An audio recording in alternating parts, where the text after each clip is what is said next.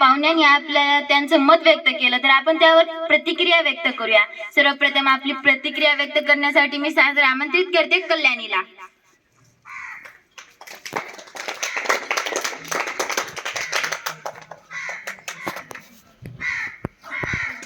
नमस्कार, माझे नाव कल्याणी कृष्णाडे। मित्रांनो, आज आपल्या शाळेमध्ये दोन सर आलेले आहेत आणि त्यांनी आपल्याला फार छान माहिती सांगितली।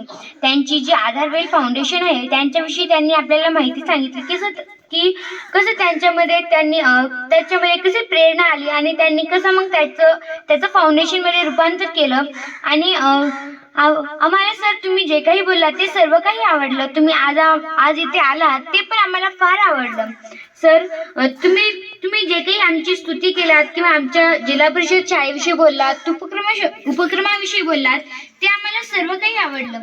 सर, आज आम्ही टीव्हीवर बातम्यांमध्ये पाहतो किंवा पेपरामध्ये येतात किंवा आमचे सर पण आता संपावर गेले होते की जिल्हा परिषदेची शाळा बंद होणार आहे। तर सर, माझी ही विनंती आहे तुमच्याकडे की जर तुमच्या फाउंडेशन तर्फे जर आमच्या जिल्हा परिषदेच्या शाळेसाठी काही जर होत असेल की ह्या शाळा ज्या बंद होत आहेत त्याच्यासाठी तुम्ही शासनाकडे विनंती करा।